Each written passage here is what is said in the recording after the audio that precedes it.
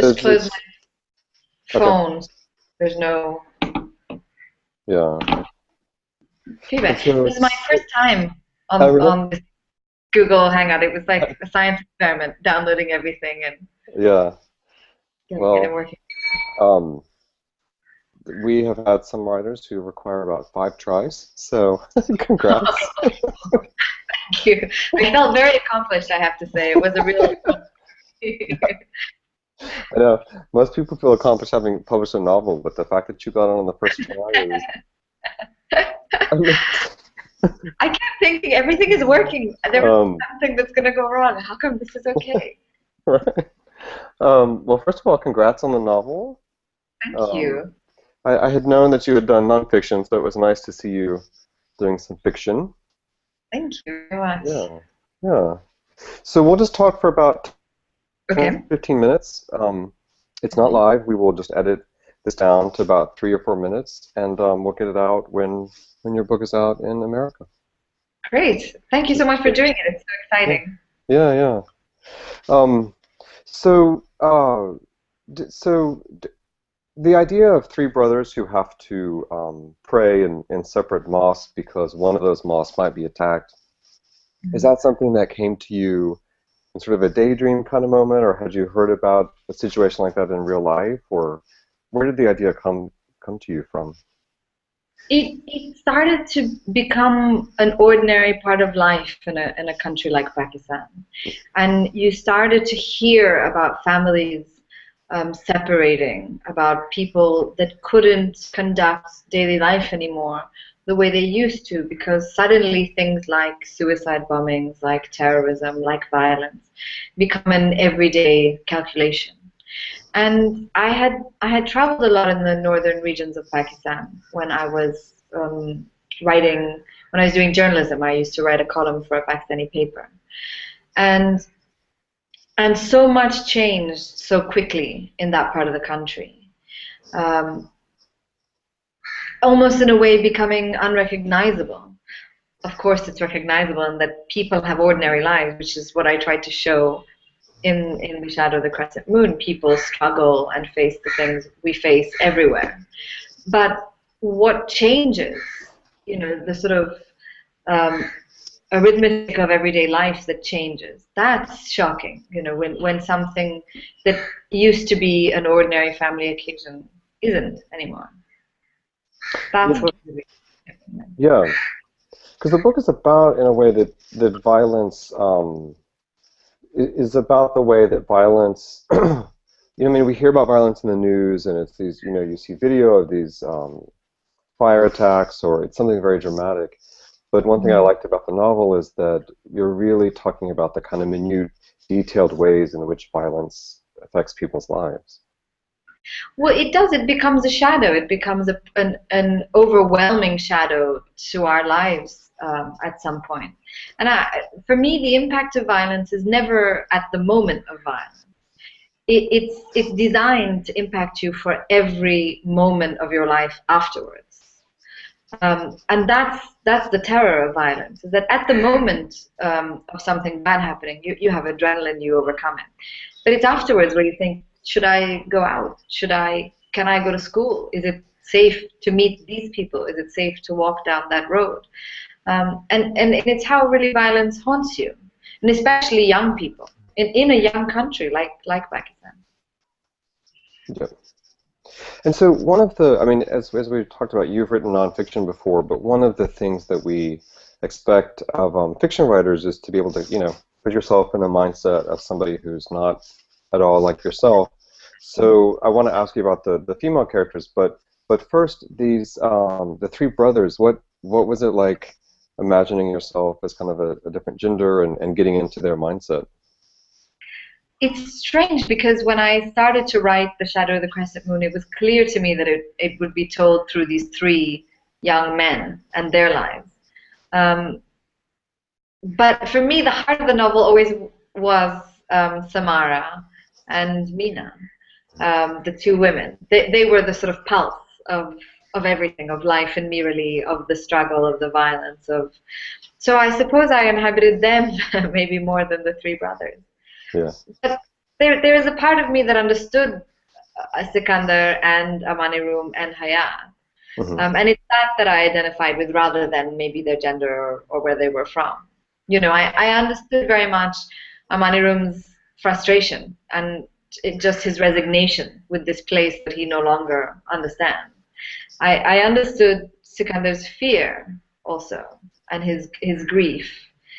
And Hayat, I understood also the idealism that at some point sustains you and at another point destroys you because it no longer fits with the world around you.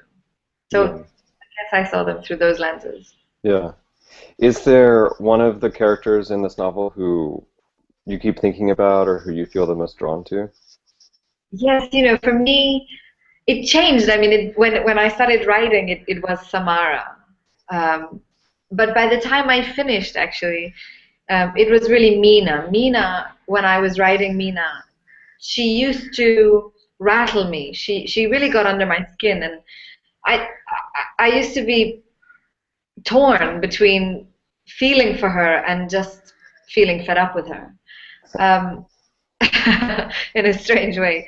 Yeah. But by the time we finished, me, Mina and um, I loved her, and I loved her, and I understood why she was frustrating, and I understood why she was rattling, and I cared more for her because of it. Yeah. And having written fiction now, could you see yourself doing it again? Yes, it's funny. It's people say, and just now as I'm speaking to you, I always heard fiction writers say things like, you know, it's a world you create, but you have no control over it. It's the characters that decide everything.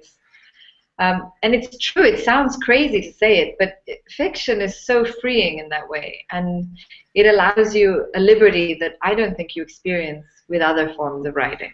So I'd very much like to write more fiction, certainly. Oh, great. And so now you went to college in America, correct? Yes, that's Right. right. And you I do was you? Oh, go ahead.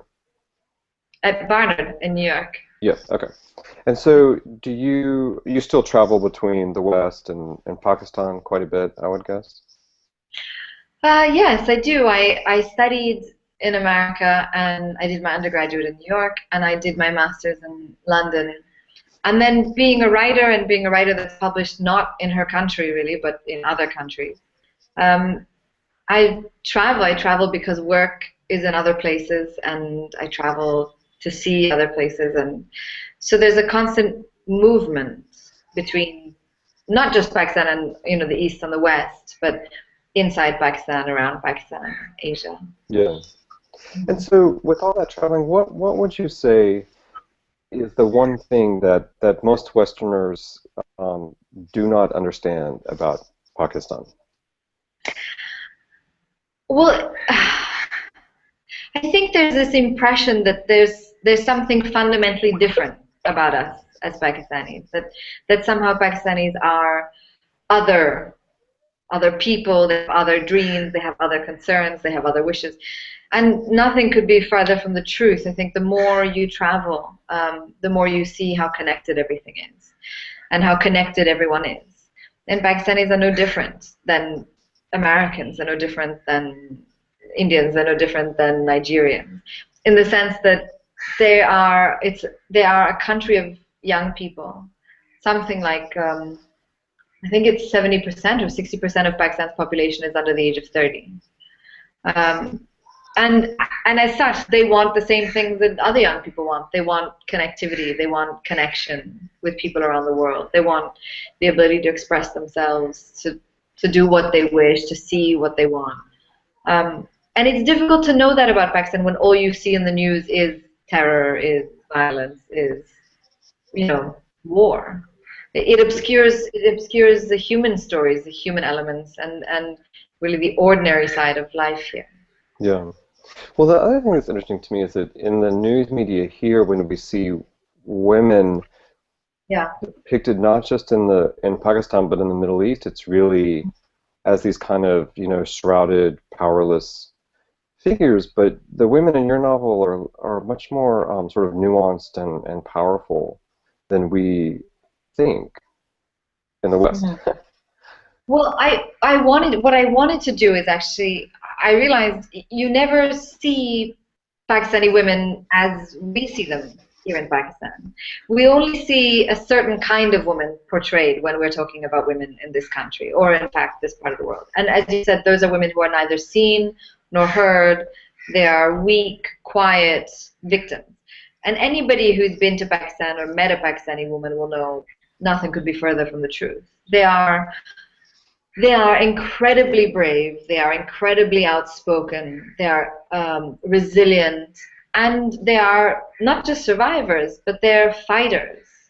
Um, and I think in the West, people have begun to see this with Pakistani women like Malala, now, coming out into the world stage.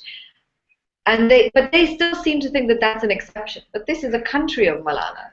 This is a place where, in order to survive, you have to fight. So women do. Yeah.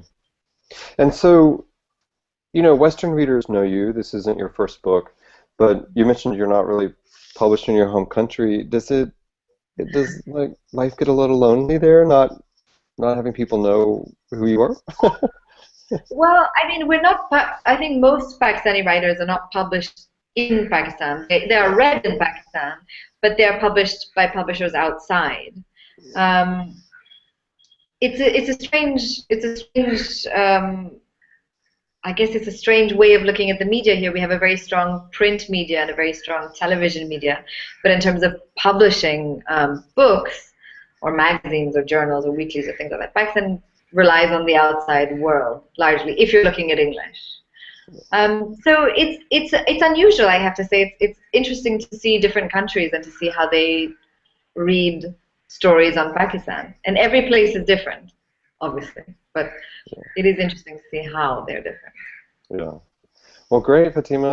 This has been wonderful and lots of good material. So we will get this ready and run it very soon. Thank you so much.